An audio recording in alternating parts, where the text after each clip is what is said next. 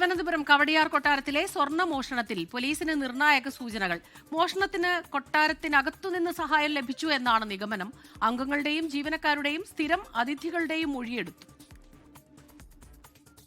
തിരുവനന്തപുരം കവടിയാർ കൊട്ടാരത്തിൽ നടന്ന 2 കോടിയോളം രൂപയുടെ പൗരാണിക ആഭരണ മോഷണ കേസിൽ നിർണായക നീക്കങ്ങളാണ് പോലീസ് നടത്തുന്നത്.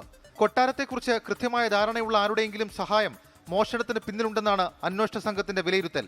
ഇതിന്റെ ഭാഗമായി കൊട്ടാരത്തിലെ അംഗങ്ങൾ, ജീവനക്കാർ, സ്ഥിരം സന്ദർശകർ എന്നിവരുടെ മൊഴികൾ പോലീസ് വിശദമായി രേഖപ്പെടുത്തിയിട്ടുണ്ട്. വ്ളോഗർമാരും യൂട്യൂബർമാരും കൊട്ടാരത്തിൽ സന്ദർശനം നടത്തിയിട്ടുള്ളതിനാൽ അവരുടെ വിവരങ്ങളും പോലീസ് പരിശോധിച്ചു വരികയാണ്.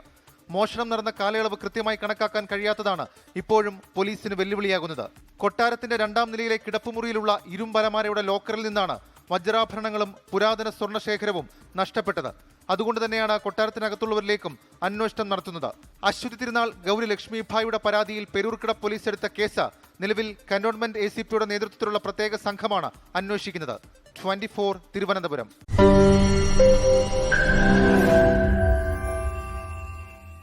ലോകത്തെവിടെയായാലും ഏത് സമയത്തും 24 വാർത്തകളും ഓഗ്മെന്റഡ് റിയാലിറ്റി പാക്കേജുകളും എക്സ്പ്ലെയിനറുകളും വിശദമായി കാണാൻ ഞങ്ങളുടെ യൂട്യൂബ് ചാനൽ നിങ്ങൾക്ക് സബ്സ്ക്രൈബ് ചെയ്യാം.